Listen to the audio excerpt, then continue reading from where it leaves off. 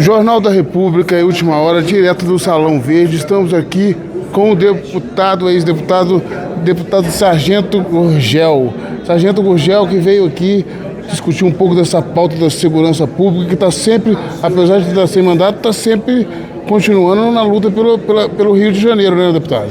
Com certeza, irmão. E, parabéns aí pelo trabalho que vocês vêm fazendo. A gente precisa de uma imprensa independente, uma imprensa que fale a verdade. Então, segue meus parabéns a você pelo trabalho.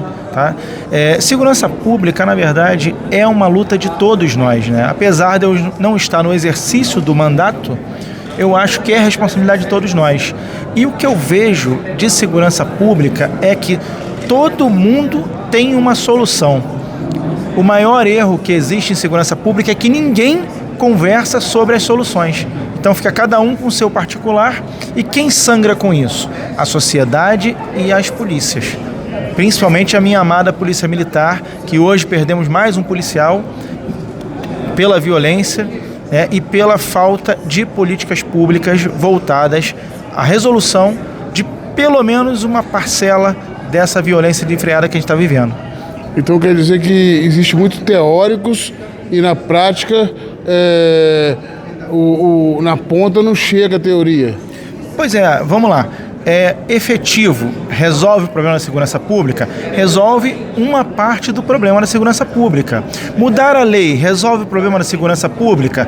Resolve se o juiz cumprir. Resolve se o judiciário não afastar a aplicabilidade dessa lei.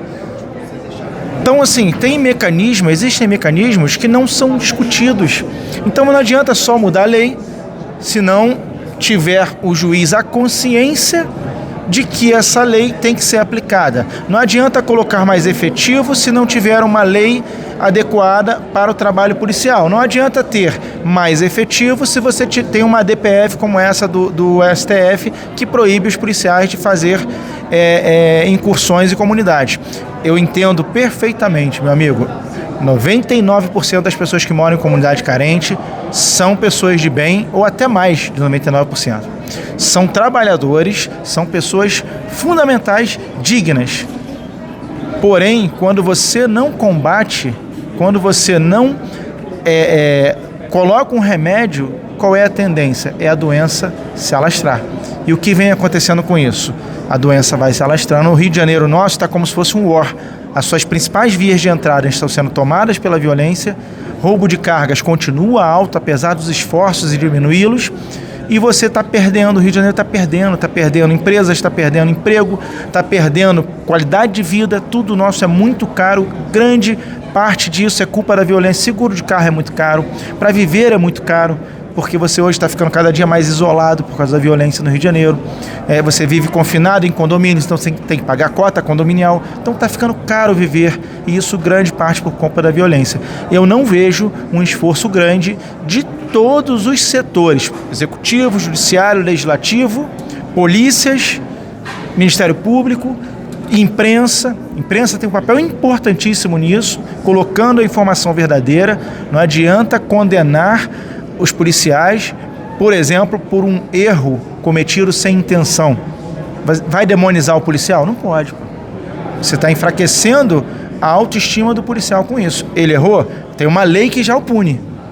Agora, você precisa dizer que o cara teve a intenção de fazer aquilo quando ele não teve? É o que eu estou falando, trabalhar com a verdade. Eu não enxergo isso no nosso Brasil e não vejo solução a curto prazo para essa violência desenfreada. Vide agora transformar as guardas municipais em polícia municipal. Mas eu vou parar um pouquinho, que senão eu falo muito, deixa eu... Mas é dessa forma, essa pergunta que eu ia fazer, justamente essa questão de armar a guarda municipal. Tem vários municípios aderindo a isso, inclusive agora Maricá também está aderindo, e outros mais municípios. Isso resolve, ajuda, ou é só mais efetivo na rua? Depende, irmão. Olha só, vamos lá. Armar a guarda municipal é uma solução mediana. Por quê? Você armar sem transformar em polícia, eu acho que você está criando um tipo de problema. Beleza, criamos a polícia metropolitana, ou polícia municipal, ou polícia civil metropolitana. Porque assim, e na verdade não é nem criar. Se você parar para olhar a cidade de São Paulo, e algumas cidades de São Paulo, lá tem a Guarda Municipal, a Guarda Civil Metropolitana, que permaneceu armada, que é uma grande aliada da segurança pública, é parceira das polícias e atua fortemente nisso. Qual é o problema que a gente vai ter se a gente não delimitar certinho a função de cada um? Você vai deixar o agente de segurança pública no limbo. Imagine você uma ocorrência policial. Qual é a competência daquela ação? Imediata de qualquer policial que esteja ali. Mas e para conduzir aquilo? Se hoje há até uma discussão entre a Polícia Militar poder fazer ou não poder fazer um termo circunstanciado de ocorrência. Se há hoje uma dificuldade de, em alguns pontos, você delimitar a própria atuação das polícias que já existe, você criar mais uma, sem dizer, vocês terão atribuição X, Y e Z. Pode até ter um conflito entre policiais, né? Pode de autoridade, um achando que é mais autoridade que o outro. Por exemplo, pode haver um conflito numa ocorrência na prática. Pode haver, por exemplo, uma situação de um guarda municipal mandar você parar seu veículo. Pode ou não pode? Hoje não pode. Hoje a abordagem tem que ser infundada suspeita, tem que haver o poder de polícia, que é diferente do poder da polícia. Então há várias coisas, eu falo isso para a própria segurança do agente, porque quando dá errado é ele que responde no CPF dele. Porque ninguém se preocupa em delimitar as regras, em tornar as regras claras, e quando dá o problema é o cara que responde.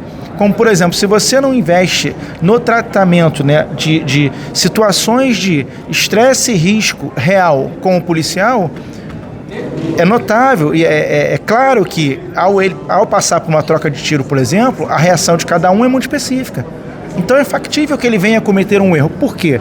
Porque talvez ele possa não ter tido o treinamento de estresse que aquela ocorrência ali desejava. E a pergunta que fica é, as polícias municipais, metropolitanas ou guardas municipais, vão ser treinadas para isso? Estão sendo treinadas para isso?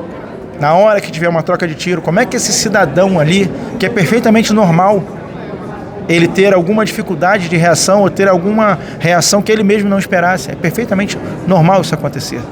Agora, estamos preparando eles para isso? Ou estamos só colocando eles na rua, dando uma arma, e aí quando acontecer um problema, meu irmão, aí é você que segura sozinho. Então são muitos aspectos de segurança pública que têm que ser discutidos com seriedade, respeitando, valorizando o profissional. Gurgel,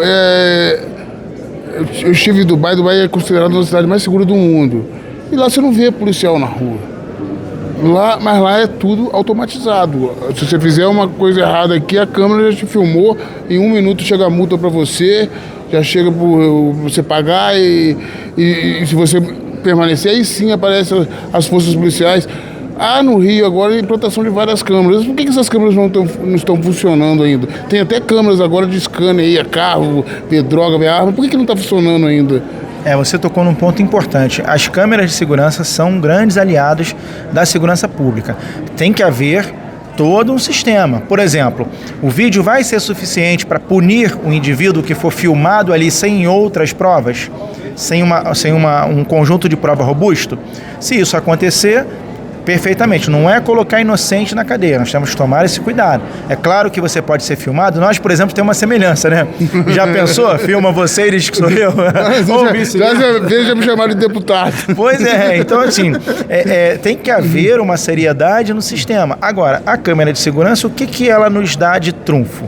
Primeiro, reconhecimento facial. Então, se o cara é procurado pela polícia, ou se o cara já delinquiu, já cometeu aquele tipo de crime, com processamento de dados rápido, ágil, com interação com as forças de segurança, você consegue ter uma reação mais rápida, uma reação eficaz, mas tudo isso que a gente está falando aqui cai por terra se não tiver duas coisas: lei e o poder judiciário jogando no mesmo lado que as forças de segurança. E também a terceira coisa, a sociedade.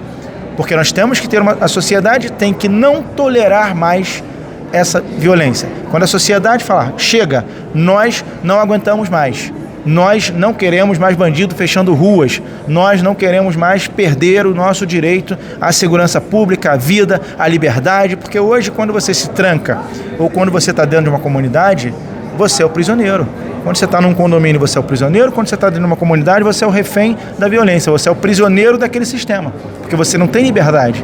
Então hoje essas pessoas pagam o preço. Elas podem não perceber isso, elas podem não se dar conta disso, mas elas estão pagando preço, elas estão cumprindo pena. pena privativa dos direitos fundamentais do cidadão.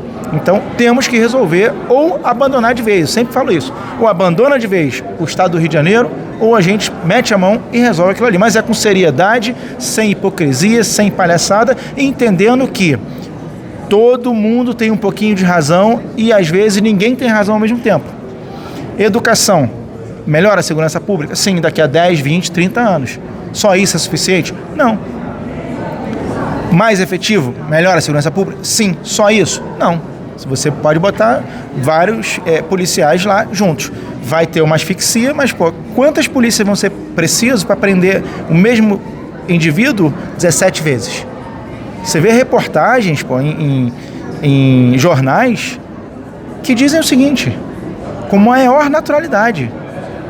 Fulano, ciclano, beltrano tem 10 passagens, 17 passagens, 20 passagens pela polícia.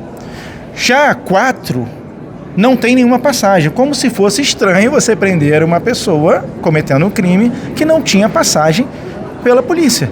Quer dizer, quando estranho é o seguinte, se o cara foi levado para uma delegacia é porque ele foi pego fazendo alguma coisa. Só que ele foi pego fazendo alguma coisa 17 vezes, Como é que resolve isso? Qual é o efetivo necessário para resolver isso? Isso até desmoraliza o policial, que o policial, já prendi esse cara 10 vezes, não adianta, porque eu vou prender de novo, para passar vergonha, perder meu tempo, né? Enxuga. Então, eu acho que é preciso também ter uma rigorosidade maior na lei, porque a bancada da bala, por exemplo, defende isso, maior rigor, maiores penas, Você acha que realmente tem que ter leis mais severas? Tem que ter leis severas e tem que ter leis cumpridas. A gente passa por inclusive, se me permite, irmão, eu sou um cara bem técnico em alguns pontos. E segurança pública exige técnica. Se você levar a segurança pública para uma discussão de esquerda ou direita, você vai criar uma guerra de narrativas. Então, nunca é o meu objetivo levar para esse lado a segurança pública. Segurança pública é um bem de todos. O cara de esquerda ou de direita é um bem de todos. Mas, por exemplo, vejamos aqui alguns argumentos que a gente precisa ter a certeza do que a gente está dizendo. Nós temos uma esquerda que diz que o Brasil prende muito, que tem que ter uma política de não encarceramento. Tá, isso que a esquerda defende. Mas o pessoal do Rio de Janeiro tem que ficar preso. Peraí, então, cara, eu não entendo isso. Se você defende que o ladrão, que o cara que furta, que o cara que trafica, ele não tem que ficar preso, e ao mesmo tempo você defende que os outros têm que ser encarcerados, porque só mudou o objeto da situação, entende? O que eu estou querendo dizer é o seguinte, eu não quero polarizar para a esquerda ou a direita, eu quero dizer o seguinte, vamos sentar aqui e dizer o seguinte, quem é que tem que ficar preso? Aonde está a eficácia da prisão? É nos crimes violentos, onde o cara causa perigo à sociedade? É nesses crimes, então, que a gente vai focar? Agora, é justo uma pessoa ficar presa 10 anos quando ela mata uma pessoa? Quando ela mata um pai de família, ela puniu todo mundo. Puniu os filhos, puniu a esposa e tirou a vida do cara. Tem casos que o cara cumpre 7 anos, 6 anos e está na rua de novo e vai matar de novo. Pior ainda é isso. O cara vai matar de novo. Então o cara destrói uma vida, cumpre 6 anos de pena e volta para cá. É claro que tem que aumentar a pena. Um roubo de um celular hoje é muito mais que o roubo de um bem, de um patrimônio. O cara está roubando ali suas informações bancárias, está roubando ali suas informações pessoais. Se demora, vai te levar, vai te sequestrar para poder você fazer transferências ali pelo teu celular. Então o cara não está roubando o teu celular, o cara está roubando a tua vida privada quase toda. Porque hoje um celular comporta a tua vida. O que eu acho interessante é que estão roubando celular de R$1.000 com um fuzil de 50, 80 mil reais. Então eu falei, o cara tem que roubar 80 celulares para dar o preço do risco que ele está correndo de perder o fuzil se ele for pego. Exatamente, aí é uma banalização. Aí eu vou te explicar por quê. Eu tenho uma lei aqui no Congresso que pune como terrorismo a utilização de fuzil. Por que isso, cara? Porque hoje o cara usando uma pistola ou usando um fuzil, a pena para ele é a mesma. E diga-se de passagem, a pena é irrisória. Esse cara talvez não fique nem preso. Esse cara talvez pegue ali uma substituição de pena, uma prestação de serviço à comunidade, talvez ele não fique nem preso. Então o que eu digo? Irmão, não existe, fuzil é uma arma que pode atravessar várias pessoas ao mesmo tempo. Pode perfurar uma parede e matar uma pessoa atrás de uma parede. Não é razoável que pessoas estejam assaltando ponto de ônibus, roubando celulares, como você mesmo disse, portando um fuzil. E que polícia vai dar conta disso? 4 homens armados dentro de um carro.